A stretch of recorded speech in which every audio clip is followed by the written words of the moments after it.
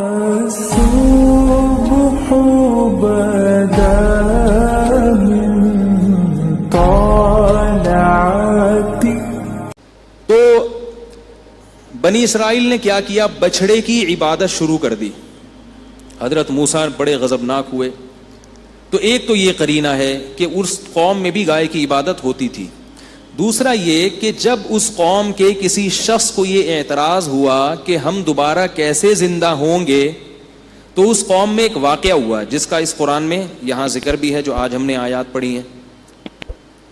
وہ ذکر یہ ہے کہ ایک شخص قتل ہو گیا. کہا جاتا ہے کہ بھتیجے نے اپنے چچا کو قتل کر دیا وراثت لینے کے لیے. چچا کے اولاد نہیں تھی تو یہ پھر بھتیجوں میں آتی ہے اگر بھائی نہ ہو.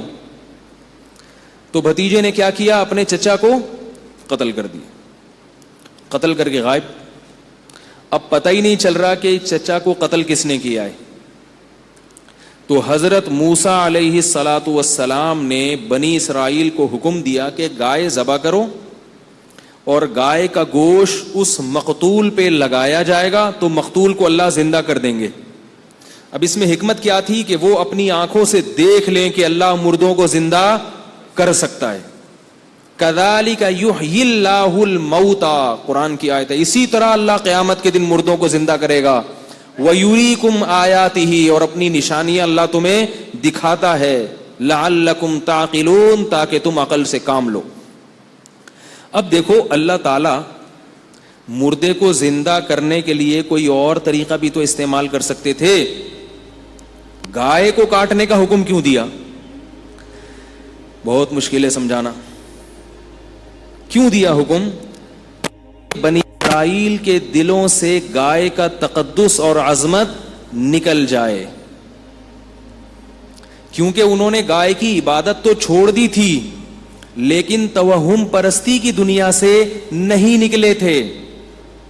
جیسے میرے بیانات سننے والے عاملوں کے خلاف سن کے عقیدہ مضبوط ہو جاتا ہے، مگر پھر بھی دل میں کچھ کالا کالا رہتا ہے کہ کہیں کوئی کچھ کر نہ دے ہمارے اوپر. تو اس توہم پرستی کا علاج یہ ہے کہ جیسے اللہ نے بنی اسرائیل سے کہا کاٹو اس گائے کو، دیکھو کچھ بھی نہیں ہوگا، کاٹو اپنے ہاتھوں سے کاٹو. تو اسی طرح میں یہ کہتا ہوں کہ عاملوں کے خلاف صبح و شام بولا کرو، عاملوں کو جا کے بولا کرو کہ تمہارے پاس جتنے جن ہیں، چڑیل ہیں اور روحانی ٹوٹکے تمہیں جادو منتر آتے ہیں، میں بیٹھا ہوا ہوں، سارے تعویذ مجھے دو، میں اپنے شلوار کے نیفے میں رکھوں گا، اگر میرا ایک بال بھی خراب ہو گیا تو میرا نام بدل دینا.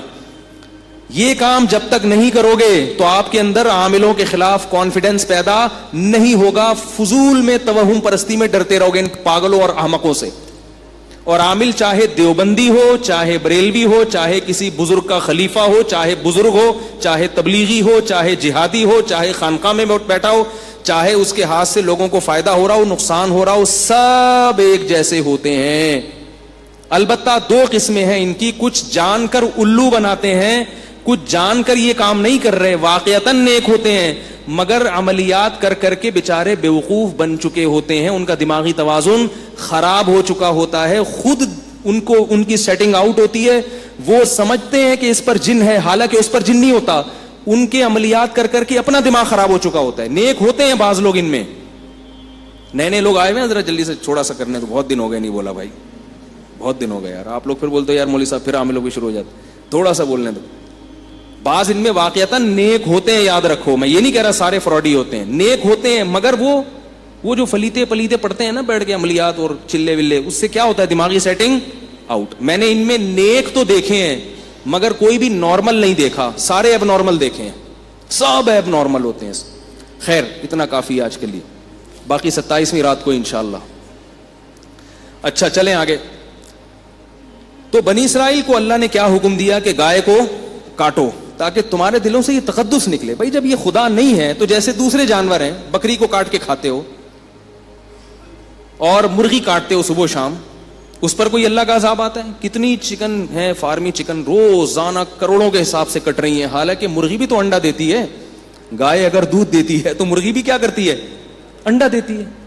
انڈے کی ویلیو دودھ سے کم نہیں ہے. انڈے میں جو کولیسٹرول ہوتا ہے نا وہ صحت کے لیے بڑا مفید ہے. روزانہ نہار منہ 2 انڈے صبح ابلے ہوئے اپنے خرچے پہ کھایا کریں. یہ اس لیے اپنے خرچے میں لگاتا ہوں کہ میں واضح مشورہ دیتا ہوں تو لوگ پھر وہ کہتے ہیں کہ اتنے پیسے کہاں سے لائیں. تو دیکھو تقدس نکلنا چاہیے دل سے. ایسی چیزوں کا پیلیا ہے نا, پیلیا ہوا ہے کسی کو, جھاڑ پھونک مت کرو اس کا. سورہ فلق سورہ ناس پڑھ دینا, آیت الکرسی پڑھ دینا, وہ تو ٹھیک ہے, تو سنت سے ثابت ہے. آیت الکرسی پڑھ کے پھونک لگانا, یہ جو جھڑواتے ہیں نا جا کے, چھوڑ دو, یہ دماغ سے نکالو, یہ سوائے وسوسے کے کچھ بھی نہیں ہے. انگریزوں کا پیلیا کیسے اتر جاتا ہے, سعودی عرب میں پیلیا کیسے اتر جاتا ہے. لوگ کہتے ہیں ہمارے یہاں پیلیا نہیں اترتا تب تک جھڑوایا نہ جائے. سب بیوقوف بنانے والی باتیں. تو اللہ تعالیٰ نے بنی اسرائیل کو حکم دیا گائے ذبح کرو. اب وہ نہ سٹ پٹائے, گائے ذبح کرو بھائی. جیسے ہمارے یہاں کہتے ہیں نا پیلیا نہیں جھاڑنا. اب آپ 3 دن تک تو آپ کو میرا بیان یاد آئے گا, لیکن بچہ جب ٹھیک نہیں ہوگا پھر آئے گا یار ٹرائی کرنے میں کیا جا رہا ہے. ٹھیک ہے نا, ٹرائی کرنے میں کیا جا رہا ہے. جس آدمی میں اللہ پہ توکل نہیں ہے نا, ایک بات خوب کان کھول کے سن لیں, جس میں اللہ پر اعتماد نہیں, توکل نہیں, اس کا سب سے پہلا عذاب پتہ ہے کیا آتا ہے دنیا میں؟ اللہ دل کا سکون چھین لیتے ہیں. سب سے پہلا عذاب یہ آتا ہے. جس کو اللہ سے ہونے کا اور غیر اللہ سے نہ ہونے کا یقین نہ ہو تو اس کا سب سے پہلا عذاب کیا آتا ہے؟ دل کا سکون چھن جاتا ہے, پریشان رہتا ہے, یار یہ کیا تو یوں ہو جائے گا, یوں نہیں کیا تو یوں نہیں ہوگا. اللہ پہ اعتماد ہو بھائی, جو ہے اللہ کرے گا. نبی صلی اللہ علیہ وسلم کے دور میں بھی سب کچھ ہوا ہے, صحابہ کے دور میں بھی, گوروں میں بھی ہوتا ہے, پیلیا بھی ہوتا ہے, پتہ نہیں کیا کیا ہوتا ہے. تو اب بنی اسرائیل کو حکم دیا گائے ذبح کرو. بنی اسرائیل پریشان, یار یہ کیا چکر, گائے, ایسا نہ ہو کہ اللہ کا عذاب آ جائے آسمان سے.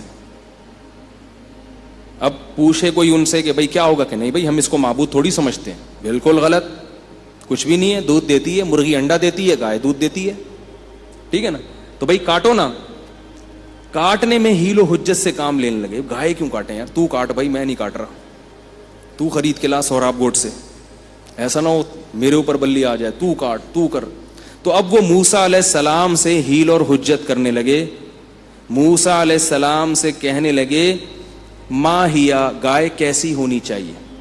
سوالات بعض دفعہ اس لیے زیادہ کیے جاتے ہیں کہ کام کرنے کا موڈ نہیں ہوتا آپ کا.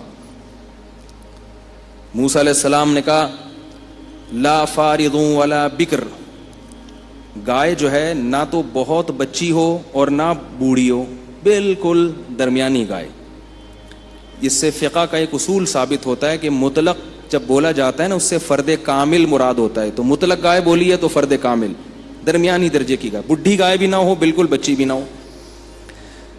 کہنے لگے موسیٰ علیہ السلام ایسے تو کروڑوں قسم کی گائیں ہوتی ہیں, ما لونہا, رنگ کیسا ہونا چاہیے. حضرت موسیٰ علیہ السلام کو غصہ آیا ان کے فضول قسم کے سوالات پر. انہوں نے کہا صفرا, زرد رنگ ہونا چاہیے, فاقع لونہا, چمکتا ہوا رنگ. جب تمہیں خود اپنے اوپر مصیبتیں مسلط کر رہے ہو, قیدیں لگا رہے ہو, تو پھر اب لگیں گی قیدیں. چمکتا ہوا زرد رنگ. کہنے لگے اے موسیٰ ان البقرہ تشابہ علینا, ابھی تک گائے ہماری سمجھ میں آئی نہیں ہے. زرد رنگ کی تو بہت ساری گائے ہوتی ہیں, درمیانی درجے کی بھی ہوتی ہیں, پتہ نہیں ہم کوئی اور گائے اٹھا لیں, اللہ کہیں یہ والی تھوڑی بولی تھی میں نے, وہ والی بولی تھی. تو اور ذرا ڈیٹیل میں بتا دیں. انا انشاء اللہ لمہتدون. ایک ان سے اچھا کام یہ ہو گیا کہ انہوں نے کہا اللہ نے چاہا تو اب ہم کر گزریں گے. نبی صلی اللہ علیہ وسلم نے فرمایا اگر وہ انشاءاللہ نہیں کہتے تو تیسرے سوال کے بعد بھی یہ کام نہیں کرتے. تیسرے سوال کے بعد بھی یہ کام نہیں کرتے. یہ انشاءاللہ کی برکت تھی. تو موسیٰ علیہ السلام نے پھر مزید ڈیٹیل بتائی. بالآخر انہوں نے گائے کو ذبح کیا. اللہ نے حکم دیا کہ اس گائے کا گوشت کا ایک حصہ مقتول پہ ڈالا جائے. مقتول کے لگایا گیا, مقتول زندہ ہو گیا اور اس نے اٹھ کے قاتل کا نام بتایا اور دوبارہ مر گیا ہوا. یہ اللہ تعالیٰ نے اپنی قدرت کا ایک نمونہ بنی اسرائیل کو دکھایا. تو میں یہ عرض کر رہا تھا کہ جیسے اللہ تعالیٰ دنیا میں اپنی نشانیاں دکھا دیتے ہیں بعض دفعہ تاکہ اور اطمینان آ جائے, غیب کی بات غیب کی نہ رہے, اسی طرح اللہ نے حضرت ابراہیم علیہ السلام کو بھی دکھایا کہ کیسے اللہ نے مردوں کو زندہ کیا ہے. وہ مشہور واقعہ ہے, میں اس طرف نہیں جاتا, بات لمبی ہو جائے گی. تو یاد رکھو ہمیں یقین ہے، ایمان ہے کہ یہ قرآن نبی صلی اللہ علیہ وسلم پر نازل کردہ کتاب تھی اور اس میں تحریف نہیں ہوئی ہے، لیکن کچھ ایسے باتیں ہیں جس سے اور اطمینان آپ کو نصیب ہو جائے گا اور قرآن سے محبت اور زیادہ بڑھ جائے گی۔ آج دنیا میں غیر مسلمین قرآن مجید پر جو اعتراض کرتے ہیں نا، کتنی قسم کے اعتراض، نبی کی سیرت پہ اعتراض، یعنی جہاں ان کو کوئی موقع ملتا ہے اسلام پر اعتراض کرنے کا، نبی کی سیرت پہ اعتراض کرنے کا، قرآن پہ اعتراض کرنے کا، تو وہ موقع ہاتھ سے جانے نہیں دیتے۔ لیکن آپ حیران ہوں گے غیر مسلم یہ اعتراض کیوں نہیں کرتے کہ یہ وہ قرآن نہیں ہے، یہ کوئی اور قرآن ہے؟ یہ سوال نہیں پیدا ہوتا؟ آپ میرا خیال ہے پیدا ہوتا ہے آپ لوگوں کو۔ یہ کبھی نہیں ملے گا آپ کو کہ یہ وہ نہیں ہے جو محمد صلی اللہ علیہ وسلم پہ نازل ہوا تھا، یہ تو میں تحریف ہوئی ہے، یہ تو بعد میں مولویوں نے بنا لیا، بعد میں دوسری صدی میں کسی نے بنا لیا۔ اگر ان میں کسی نے اعتراض کیا بھی ہے نا تو وہ اعتراض چلا نہیں ہے، ممکن ہے کوئی تاریخ سے اٹھا کے دکھا دے، وہ اعتراض مقبول نہیں ہوا پبلک میں، ان کے لوگوں نے اس کو مسترد کر دیا ہے۔ اب سوال پیدا ہوتا ہے کہ کون سی ایسی چیز ہے قرآن کریم میں جس کی وجہ سے یہودی بھی مانتا ہے، عیسائی بھی مانتا ہے، ہندو بھی مانتا ہے، سکھ بھی مانتا ہے، ان کے جو اسکالر ہیں وہ سارے مانتے ہیں کہ یہ وہی کتاب ہے جو محمد صلی اللہ علیہ وسلم پر نازل ہوئی، اور کوئی بھی اس کا انکار نہیں کر سکتا۔ کون سی ایسی چیز ہے وہ؟ کیا دلیل کیا ہے؟ وہ بات آ رہی ہے سمجھ میں؟ نہیں آ رہی میرا خیال ہے۔ دیکھیں کسی بھی خبر کو پہچاننے کے نا کچھ سائنٹیفک اصول ہیں پوری دنیا میں مسلم۔ خبر کے سچا اور جھوٹا ہونے، ہمیں جب کسی سے کوئی کتاب پہنچتی ہے یا خبر پہنچتی ہے تو سچی بھی ہو سکتی ہے اور جھوٹی بھی۔ میں نے ایک دفعہ بیان میں تواتر کی بات کی تھی کہ جو متواتر خبر ہوتی ہے نا وہ جھوٹی نہیں ہوتی۔ متواتر خبر میں اس کو ریپیٹ نہیں کروں گا، بڑا لمبا بیان کیا تھا کہ لاکھوں لوگ مختلف علاقوں سے ایک چیز کو نقل کر رہے ہوں تو وہ جھوٹی نہیں ہو سکتی۔ تو میں اس کی ایک اور دلیل دیتا ہوں کہ متواتر خبر جھوٹی نہیں ہو سکتی، اس کی ایک سائنٹیفک دلیل ہے، اس کو کوئی بھی نہیں جھٹلا سکتا۔ وہ دلیل یہ ہے کہ 10 آدمی ہو، 10 آدمی، آپ نے 10 کو بلایا اور ایک کوڈ دے دیا ان کو 015678، کچھ کر کے ٹیڑھا میڑھا کر کے، ترتیب سے نہیں، 017598 پرچی پہ لکھ کے دے دیا آپ نے ایک کو، دوسرے کو بھی بلا کے الگ سے چپکے سے دیا 015798، تیسرے کو بھی دے دیا 015798، چوتھے کو بھی دے دیا 015798، پانچویں کو بھی دے دیا 015798، سب کو پرچی میں لکھ کے پکڑا کے ان کو پھیلا دیا، اور ان کا اب آپس میں لنک نہیں ہے۔ اب آپ تجسس میں ہیں کہ میں نے جو کوڈ دیا تھا ان 10 کو وہ کیا تھا، جو کوڈ دیا تھا نا 015798 دیا تھا، آپ کو نہیں پتا ہے۔ آپ دمشق میں گئے اس کے پاس، وہ مصر میں بیٹھا ہوا ہے ایک آدمی، ایک دمشق میں بیٹھا ہوا ہے، ایک شام میں بیٹھا ہوا ہے، ایک کوفہ میں بیٹھا ہوا ہے، ایک بصرہ میں بیٹھا ہوا ہے۔ آپ دمشق والے شخص کے پاس گئے اور آپ نے اس سے پوچھا کہ وہ جو کوڈ آپ کو طارق صاحب نے دیا تھا وہ کیا تھا؟ وہ کہتا ہے 015798۔ آپ پھر گاڑی میں بیٹھے اور شام پہنچ گئے، اور یہ اس وقت کی بات ہے جب موبائل ایجاد نہیں ہوئے تھے، یعنی ایسا نہیں ہے کہ اس نے اس کو فون کر کے بتا دیا ہو یا اس نے اس کو فون کر کے بتا دیا ہو۔ پھر آپ شام پہنچے، پھر آپ مصر پہنچے، جہاں جہاں جا رہے ہیں سب کے پاس سے پرچی پہ بھی وہی کوڈ نکل رہا ہے، اور جس کو زبانی یاد ہے تو زبان پہ بھی وہی کوڈ نکل رہا ہے۔ تو یہ اس کی علامت ہے، اس کو دنیا میں کوئی بھی نہیں جھٹلا سکتا کہ بھائی جو اصل آدمی نے جو کوڈ بتایا تھا وہ کوڈ 100% یہی ہے، اس کے علاوہ کوئی اور نہیں ہے، اس میں کسی نے اپنی طرف سے تحریف نہیں کی ہے۔ اگر کی ہوتی تو ایک نے کی ہوتی، 2 نے کی ہوتی، 3 نے کی ہوتی، سارے کے سارے ایک پر کیسے متفق ہو گئے؟ نہیں آ رہی میرا خیال ہے بات۔ اب آپ مجھے بتائیں کہ 015798 کا آپ ایک تجربہ کریں، یہ تو میں نے ایک لفظ بتایا نا، آپ اس کے علاوہ کوئی اور لفظ 100 آدمیوں کو بٹھائیں، آپ ایک کے کان میں ایک کوڈ کہیں اور کہیں کہ یہ دوسرے کو بتاؤ، وہ دوسرے کو بتائے گا، وہ تیسرے کو بتائے گا، وہ چوتھے کو بتائے گا، 100 انسان پہ آ کے وہ تبدیل ہو چکا ہوگا۔ بہت مشکل ہے، کیا کریں یار، قاری امیر صاحب ان لوگوں کی سمجھ میں نہیں آ رہا۔ وہ 100 نمبر پہ جا کے تبدیل ہو چکا ہو. ہم جب چھوٹے بچے تھے تو ٹی وی میں ایک پروگرام آتا تھا, ایک بچہ دوسرے کے کان میں کوئی لفظ کہتا تھا, وہ دوسرے کے کان میں, وہ تیسرے کے کان میں, چوتھے, اور آخری میں آ کے وہ سارا تیا پانچا ہو چکا ہوتا تھا. کوئی کیا کہہ رہا ہے, کوئی کیا کہہ رہا ہے, تیسرا کچھ اور کہہ رہا ہے, چوتھا کچھ اور کہہ رہا ہے, پانچواں کچھ اور کہہ رہا ہے, چھٹا کچھ اور کہہ رہا ہے. ایک اتنا سا کوڈ جو 4-5 ہندسوں پر مشتمل ہے, اس کی 10 آدمیوں میں جب وہ ڈیوائیڈ ہوتا ہے تو اس کی حفاظت نہیں ہوتی, چینج ہو جاتا ہے. الحم سے لے کے والناس تک قرآن مجید ایک ایسا کوڈ ہے جو نبی صلی اللہ علیہ وسلم نے صحابہ کو بتایا, انہوں نے یاد کیا, لاکھوں ہزاروں صحابہ نے سمجھا, سیکھا, مختلف ملکوں میں پھیل گئے, ان کا آپس میں کنیکشن ختم ہو گیا. کوئی کوفہ میں چلا گیا, کوئی مدینہ میں رہا, کوئی مکہ چلا گیا, کوئی دمشق چلا گیا, کوئی مصر چلا گیا, کوئی آذربائیجان چلے گئے, کوئی افغانستان چلے گئے, کوئی پشاور تک میں قبریں ملتی ہیں, پوری دنیا میں پھیل گئے. انہوں نے ایک دوسرے کو سینہ بسینہ وہ منتقل کیا. پھر ان کے کروڑوں لاکھوں شاگرد پوری دنیا میں, ان کا آپس میں کوئی لنک نہیں تھا, کوئی گوگل نہیں تھا کہ سب نے گوگل سے اتار لیا ہو, کہ صحابی نے گوگل پہ اپلوڈ کر دیا اور باقی سب نے گوگل سے اتار لیا. تو ہم کہہ سکتے تھے ان صحابی سے اپلوڈ کرنے میں غلطی ہو سکتی ہے, ایک آدمی سے تو ہو سکتی ہے نا غلطی, لیکن ہم دیکھ رہے ہیں کہ آذربائیجان میں, دمشق میں, مصر میں, پاکستان میں, ہندوستان میں, پوری دنیا میں جہاں جہاں بھی الحمد سے 4 الفاظ نہیں ہیں, 6666 کے قریب آیتیں ہیں, اور پوری دنیا میں پھیل گئیں. اور جب لوگ سفر کر کے دمشق پہنچے تو وہاں بھی وہی پڑھا جا رہا ہے, الحمد سے لے کے والناس تک. مکہ میں بھی وہی پڑھا جا رہا ہے, چیچنیا میں بھی وہی پڑھا جا رہا ہے, چائنا میں بھی وہی پڑھا جا رہا ہے, یورپ میں بھی, ناروے میں بھی, جرمنی میں بھی. تو اب یہ ایسی حقیقت ہے کہ اس کا انکار کرنے والا کہ اس میں تحریف ہوئی ہے, دنیا خود اس پہ ہنسے گی, بولیں گی بھائی 4 الفاظ کی ایسے حفاظت نہیں ہو سکتی, اس میں تحریف ہو جاتی ہے. اور یہ لاکھوں لوگ ایک جیسا قرآن پڑھ رہے ہیں, تو یہ اس کی علامت ہے کہ اس میں تحریف نہیں ہوئی ہوتی تو کہیں تو سامنے آتی نا. نہیں آ رہی بات میرا خیال ہے. آج میں نے ایک آیت میں مصدقن کو مصدقن پڑھا غلطی سے. مصدقن کو کیا پڑھا, مصدقن.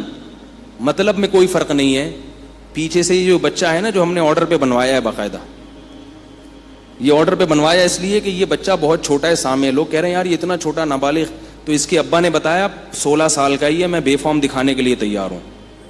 تو اس لیے میں نے کہا تو آپ نے باقاعدہ آرڈر پہ بنوایا ہے, 16 سال کا, اتنا سا ماشاءاللہ, لیکن ہے بڑا تیز, ماشاءاللہ, اللہ نظر سے بچائے, ہے بڑا تیز. تو آرڈر پہ بنوایا ہم نے سامنے باقاعدہ.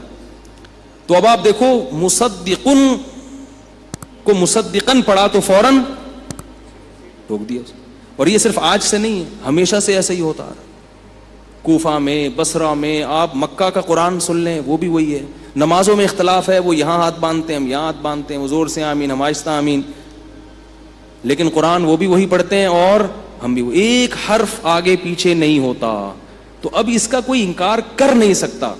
اور یاد رکھو قرآن کی اس طرح سے حفاظت ہو جانا ہی اس کے اللہ کے کلام ہونے کی دلیل ہے. اس زمانے کی کوئی بھی کتاب آج تک اس طرح سے محفوظ نہیں ہے. سمجھتے تھے کہ یہ کس کا کلام ہے, اللہ کا کلام. کسی جھوٹے نبی کا کلام اس طرح سے محفوظ نہیں ہوتا. تو اس زمانے کی کوئی کتاب اس طرح سے محفوظ نہیں ہے جس طرح سے قرآن مجید محفوظ ہے. ایک بات. دوسری بات, اس زمانے میں جتنی زبانیں تھیں وہ زبانیں اس کو وہ بھی پوری طرح محفوظ نہیں ہے. لیکن آپ اندازہ لگاؤ کہ اللہ نے قرآن کی الفاظ کی حفاظت کے لیے الفاظ کو محفوظ کیا, اور قرآن کے میننگ کی حفاظت کے لیے عربی زبان کو محفوظ کر دیا. ایک انگریز نے یہ دعویٰ کیا ہے کہ قرآن میں لفظی تحریف نہیں ہے, لیکن قرآن کے مطلب میں تحریف ہے, مطلب میں. اور اس نے دلیل یہ دی ہے کہ ایک ہی آیت کی مختلف تفسیریں کیوں ہوتی ہیں. دلیل سمجھ رہے ہیں بات کی. اس نے کہا دیکھو بھائی ایک ہی آیت ہے, ایک مفسر اس کی ایک تفسیر کرتے ہیں, دوسرے مفسر اس کی دوسری تفسیر کرتے ہیں, تو یہ اس کی علامت ہے کہ اس میں معنوی تحریف ہوئی ہے. لفظ تو وہی ہے لیکن مطلب میں گڑبڑ کی ہے ان لوگوں نے. تو مجھ سے کسی نے پوچھا, میں نے اس کا فوراً جواب دیا. میں نے کہا اگر کسی آئین میں کوئی قانون لکھا ہوا ہو, عدالت میں وکیل اس قانون کا مطلب بتائے اور اس پہ دوسرا وکیل اعتراض کرے کہ نہیں میری نظر میں اس کا یہ مفہوم نہیں یہ مفہوم ہے, تو کیا آپ کو اس کو یہ کہیں گے کہ پاکستان کے قانون میں مطلبی تحریف ہو چکی ہے؟ کیا یہ کہیں گے؟ یہ تو پھر دنیا کا کوئی قانون اس سے محفوظ رہا ہی نہیں ہے. وکیل تشریح کرتے ہیں نا قانون کی, جج صاحب اس یہ جو شق ہے نا پاکستان قانون کی, اس شق کا یہ مطلب ہے, دوسرا کہتا ہے نہیں یہ مطلب ہے, تو کیا مطلب؟ قانون میں معنوی تحریف ہو گئی؟ کیا تحریف نہیں ہوئی ہے. اس میں یا تو دونوں احتمال ہوتے ہیں, یا ایک مطلب صحیح ہوتا ہے دوسرا غلط ہوتا ہے, تو وکیل پھر دلیل سے ثابت کرتا ہے کہ یہ والا مطلب صحیح ہے اور دوسرا والا مطلب غلط ہے.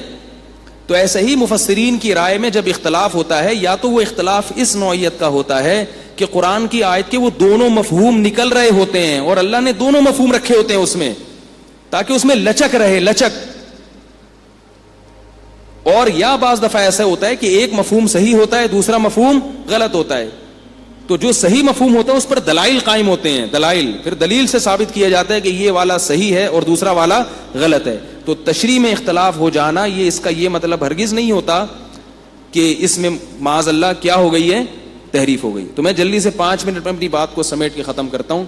تو اللہ تعالیٰ نے قرآن کی حفاظت کی, لفظی بھی حفاظت کی اور معنوی حفاظت کے لیے اللہ نے اس زبان کو محفوظ کر دیا جس زبان میں قرآن نازل ہوا. آج عربی زبان 20 ملکوں میں بولی جاتی ہے, 20 ملکوں میں, 2-4 نہیں ہے. اور کمال کی بات ہے کہ ہر ملک کی عربی میں فرق ہے. سعودی عرب میں جائیں گے وہ عجیب سی عربی, عام عوام عجیب سی عربی بول رہی ہے. مصر میں جائیں گے عجیب سی عربی. ایک مصری آیا وہ کہنے لگا اللہ اکبر. میں نے کہا اکبر کیا ہوتا ہے بھائی؟ اکبر کو کیا بولتے ہیں؟ اکبر. سوڈان میں الگ ہے, شام میں الگ ہے. لیکن کمال کی بات یہ ہے کہ جو قرآنک عربی ہے نا وہ سمجھتے سب ہیں. سعودیہ میں بھی سمجھی جاتی ہے, مصر میں بھی سمجھی جاتی ہے, سوڈان میں بھی سمجھی جاتی ہے. اس کی مثال ہے جیسے اردو صرف کراچی میں بولی جا رہی ہے پاکستان میں, اصل صرف کراچی میں ہی ہے, کہیں بھی نہیں ہے. لیکن حیدرآباد میں بھی سمجھی جائے گی, پنجاب میں بھی سمجھی جائے گی, بولی بھی جائے گی, سمجھی بھی جائے گی. ایبٹ آباد میں بھی بولی بھی جائے گی, سمجھی بھی جائے گی. پشاور میں بھی بولی بھی جائے گی, سمجھی بھی جائے گی. اور جہاں بھی چلے جاؤ. تو اس کا مطلب کیا ہے کہ اردو زبان پاکستان میں زندہ ہے, بولی بھی جا رہی ہے اور سمجھی بھی جا رہی ہے. تو اسی طرح عربی 20 ملکوں میں بولی بھی جاتی ہے اور سمجھی بھی جاتی ہے. اور کمال کی بات یہ ہے کہ عربوں کا جو میڈیا ہے, عوام کی زبان چینج ہے لیکن میڈیا کی زبان چینج نہیں ہے, اور لکھنے والی جو زبان ہے وہ بھی چینج نہیں ہے. عرب بولیں گے پتہ نہیں کیا کیا, لکھیں گے وہی عربی جو قرآن والی عربی ہے. یعنی انہوں نے رسم الخط ایجاد ہی نہیں کیا تبدیل شدہ عربی کا. جیسے مصری بولے گا اللہ اکبر لیکن لکھے گا کیا؟ اللہ اکبر. اللہ اکبر کا لفظ سعودیہ میں بھی اللہ اکبر ہی لکھا جائے گا, مصر میں بھی, سوڈان میں بھی, لیبیا میں بھی, ہر جگہ سب سمجھ جائیں گے کہ یہ کیا لکھا ہوا ہے. تو بتاؤ میرے بھائی, دنیا میں کوئی ایسی زبان نہیں ہے اتنی پرانی جو اس طرح سے محفوظ ہو. ایک غیر مسلم نے اسلام قبول کیا اسی بنیاد پر, اس نے کہا کہ یہ کیسی زبان ہے جس پہ اللہ نے قرآن کو نازل کیا اور اس زبان کی خدا نے حفاظت کر لی ہے. آپ عجیب حیران ہوں گے, عربی میں 1400 سال پہلے جس لفظ کو جو کہا جاتا تھا نا آج بھی وہی کہا جاتا ہے. عربی میں 1400 سال پہلے پانی کو کیا کہتے تھے؟ ماء. آج بھی پانی کو کیا کہتے ہیں؟ ماء. 1400 سال پہلے زمین کو کہتے تھے ارض. ان کے لٹریچر میں ملتا ہے. اچھا ایک عجیب بات ہے کہ اللہ نے 1400 سال پرانا عربوں کا لٹریچر بھی محفوظ کر دیا ہے. یعنی اس زمانے کی جو عرب میں غیر مسلم لوگ تھے ان کی شاعری بھی محفوظ ہے. نبی صلی اللہ علیہ وسلم کی بعثت سے 40 سال پہلے جو شعراء گزرے تھے ان کے دیوان اور ان کی شاعری اور ان کا کلام آج بھی محفوظ ہے, مدارس میں پڑھا اور پڑھایا جاتا ہے. حالانکہ شاعری سے ہم نے کیا کرنا ہے بھائی؟ اس زمانے جو اسلام نہیں لائے تھے ان کی شاعری کیوں محفوظ ہے؟ تاکہ اس شاعری سے آپ اوریجنل عربی جان جائیں اور اس سے پھر آپ قرآن کا مطلب اور مفہوم سمجھ جائیں. تو یہ ہے وہ زبان, اور اللہ نے کیسے قرآن مجید کو عظمت دی ہے, کتنی زبردست عظمت دی ہے. دنیا میں اس سے زیادہ پڑھی جانے والی کوئی کتاب نہیں ہے. اتنا پڑھا جاتا ہے, اتنا پڑھا جاتا ہے جس کی کوئی انتہا نہیں. دنیا میں بغیر سمجھے اس سے زیادہ پڑھی جانے والی کوئی کتاب نہیں ہے. سمجھ کے اس سے زیادہ پڑھی جانے والی کوئی کتاب نہیں ہے. دنیا میں اس سے زیادہ سنی جانے والی کوئی کتاب نہیں ہے. سنی جانے والی دنیا میں اس سے زیادہ ادب اور تمیز کے ساتھ پڑھی اور سنی جانے والی کوئی کتاب نہیں ہے. کوئی دنیا کی کتاب ایسی نہیں جسے باوضو ہو کے لوگ پڑھتے ہوں. اس کتاب سے پہلے آپ اپنے جسم کو صاف ستھرا کرتے ہو, نہاتے ہو, غسل کرتے ہو, وضو کرتے ہو, اس کے بعد آپ اس کی تلاوت کرتے. اور دنیا میں کوئی کتاب ایسی نہیں ہے جو کھڑے ہو کر اتنی دیر تک سنی جاتی ہو. بہت مشکل ہے سمجھانا. کوئی ہے بتاؤ کھڑے ہو کر. اور دنیا میں کوئی کتاب ایسی نہیں ہے جو کھڑے ہو کر بغیر سمجھے اتنی دیر تک سنی جاتی ہو. بعض دفعہ تو سمجھ میں آ رہی ہے تو انسان کھڑے ہو کر بھی سن لیتے, سمجھ میں نہیں آ رہی پھر بھی سن رہے ہیں. اور دنیا میں کوئی کتاب ایسی نہیں ہے جو کھڑے ہو کر بغیر سمجھے اتنی زیادہ پڑھی جاتی ہو. اور دنیا میں کوئی کتاب ایسی نہیں ہے جو کھڑے ہو کر سمجھ کے اتنی زیادہ پڑھی جاتی ہو. ہر لحاظ سے کسی کتاب کو پڑھنے کی جتنی جہتیں ہو سکتی ہیں مختلف انداز سے, وہ ساری جہتیں ایک قرآن میں اللہ نے جمع کر دی. ایک چیز بس رہ گئی آخر میں جس کے لیے ہم یہ بیان کر رہے ہیں. یہ سب تو آپ کو پہلے سے پتا ہے, وہ یہ ہے کہ عمل نہیں کیا جاتا. وہ کیا ہے؟ لیکن ایک بات آپ کو بتاؤں میں, ٹھیک ہے 100% عمل نہیں ہوتا, لیکن دوسری کتابوں سے اگر کمپیئر کیا جائے تو دنیا میں کسی کتاب کے آرڈرز اور اس کے احکامات کو اتنا فالو نہیں کیا جاتا جتنا قرآن مجید کو فالو کیا جاتا ہے. یہ ضرور ہے کہ ہم لوگ 100% نہیں ہیں, لیکن اگر کمپیئر کریں دوسری کتابوں سے تو کسی کتاب کو اتنا فالو نہیں کیا جاتا, کسی کتاب کے اتنے فالوورز نہیں ہوتے جتنے قرآن مجید کے ہیں. تو بھائی ایسا ہی نہیں ہو گیا, اس کے پیچھے کوئی ہاتھ ہے. میں ایک واقعہ سنا کے اپنی بات کو ختم کرتا ہوں. حضرت مفتی محمد تقی عثمانی صاحب نے ایک دفعہ ایک واقعہ سنایا. میں بچپن میں ان کے بیان میں جاتا تھا, میں نے براہ راست سنا. انہوں نے واقعہ یہ سنایا کہ پچھلی قوموں میں نا ایک شخص گزرا, اس نے نبوت کا دعویٰ کیا. جب دعویٰ کیا تو اس کے چند چیلے ہو گئے, جیسے روحانی والوں کے 4-5 ہو ہی جاتے ہیں نا, ایسے ہی جھوٹے نبوت کے بھی 5-6 ہو جاتے ہیں. جیسے عبقری والوں کے ہو گئے بہت سارے, اب ایسے ہی ہو جاتا. وہ تو ہر ایک کے جاتے ہیں. تو ایسے اس نے جھوٹی نبوت کا دعویٰ کیا, لوگوں کو الو بنایا, 2-4 کرتب دکھائے, لوگ اس کے ساتھ ہو گئے. اب اس نے سوچا کہ یار اس ملک سے ہجرت کرو, یہاں پٹیں گے نا, یہاں مسلمان زیادہ رہتے ہیں, کہیں اور چلو. نبی نے بھی تو ہجرت کی تھی نا, ہم بھی یہاں سے ہجرت کرتے ہیں. 5-6 چیلے اور ہو گئے. تو وہ سفر کرتے ہوئے جا رہے تھے, ایک ملک سے گزرے جہاں بہت شدید سردی تھی. اتنی شدید سردی تھی تو اس شدید برفانی علاقے میں اس جھوٹے نبی نے دیکھا کہ ایک شخص مسجد کے مینار پہ صبح صادق کے وقت چڑھتا ہے اور اللہ اکبر اذان دے رہا ہے, اشہد ان لا الہ الا اللہ اشہد ان محمد رسول اللہ, میں گواہی دیتا ہوں کہ محمد اللہ کے رسول ہیں. شدید سردی میں کسی بہت دور کسی ملک میں جو مکہ سے بہت دور تھا. تو اس جھوٹے نبی نے کہا کہ یہ کیا کر رہا ہے, نے چیلے سے کہا. اس نے کہا یہ محمد صلی اللہ علیہ وسلم کی رسالت کی گواہی دے رہا ہے. اس رات کے وقت میں, صبح صادق کے وقت میں, سخت سردی میں مسجد کے مینار پہ چڑھ کے چیخ رہا ہے. اس نے کہا بھائی میں اپنی نبوت سے رجوع کرتا ہوں, میں اپنی نبوت کیا کرتا ہوں, واپس لے لیتا ہوں. یہ بڑا مشکل کام ہے بھائی.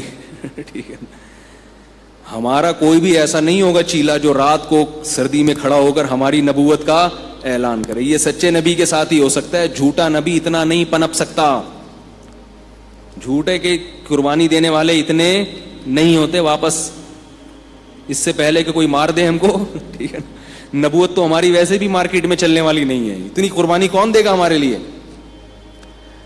آپ کہہ سکتے ہیں مرزا غلام احمد قادیانی کے لیے لوگوں نے اتنی قربانی دی. مرزا غلام احمد قادیانی کو برطانیہ نے پناہ دی ہے, اس کو پروٹوکول دیا ہے, اس کے خلیفوں کو ویزے ملے ہیں, اس کے بعد جا کے ان کو یہ ملی ہے. اگر برطانیہ عیسائی حکومت ہاتھ کھینچ لے تو ان کی ساری خلافتیں دھڑام سے زمین پہ جا کے گریں گی.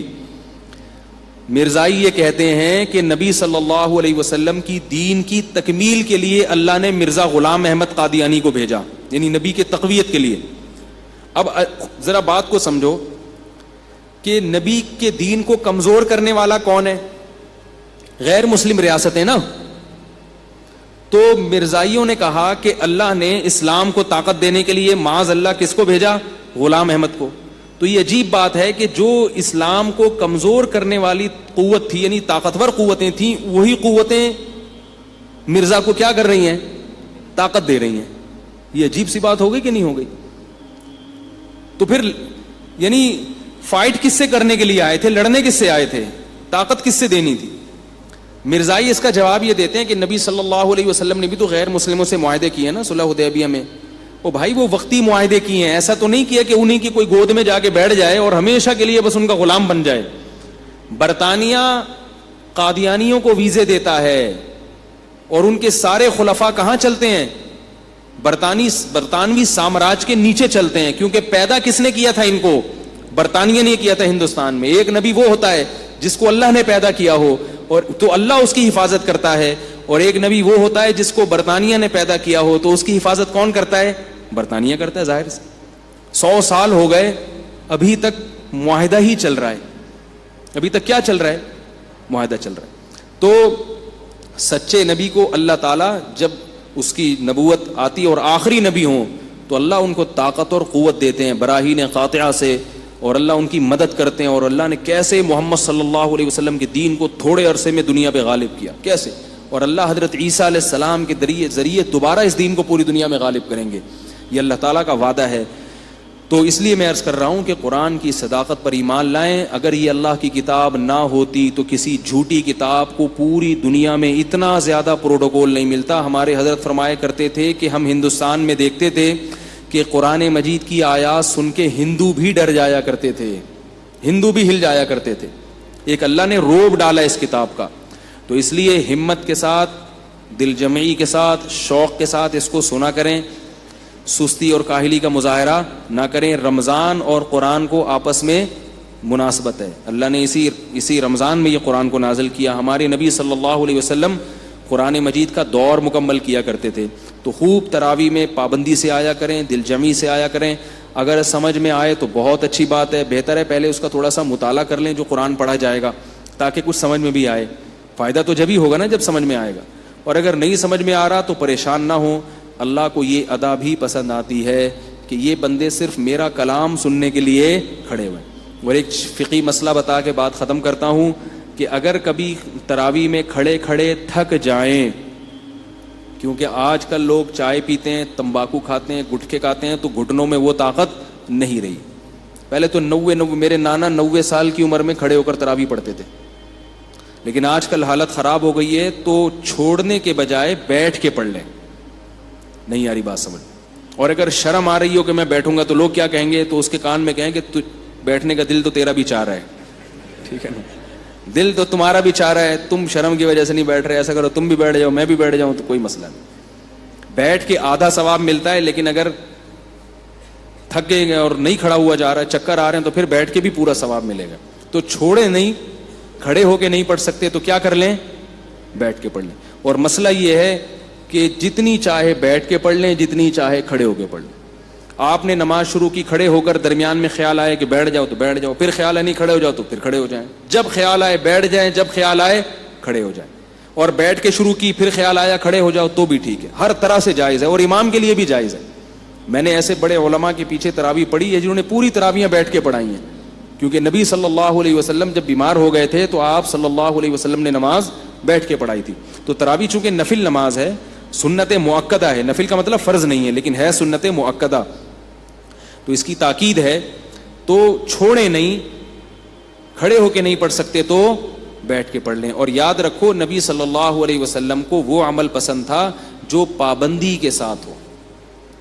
جوش ہے, ابھی چاند نظر آ گیا تو مسجد بھر گئی ہے, اور آہستہ آہستہ آہستہ آہستہ پھر غائب ہونا, ہے کیا ہے یار, چھوڑو یار کیا, تو ہمت کر لیں آ جائیں. جب دن بھر روزہ رکھیں گے تو تکمیل ہو جائے گی تراویح کے ذریعے. اللہ تعالیٰ مجھے بھی سمجھنے کی توفیق عطا فرمائے اور عمل کی، اور آپ حضرات کو بھی. وما علینا الا البلاغ. بھائی یہ جو خواتین ہیں یہ تھوڑا سا انتظار کریں، اوپر بیٹھ جائیں، پہلے مردوں کو گزرنے دیں. مفتی طارق مسعود صاحب کے بیانات سننے کے لیے youtube.com/مفتی طارق مسعود کو سبسکرائب کریں، اور اگر آپ لائیو ویڈیو کو کبھی بھی مس نہیں کرنا چاہتے ہیں تو سبسکرائب کرنے کے بعد بیل آئیکن پہ کلک کرنا مت بھولیں. جزاک اللہ.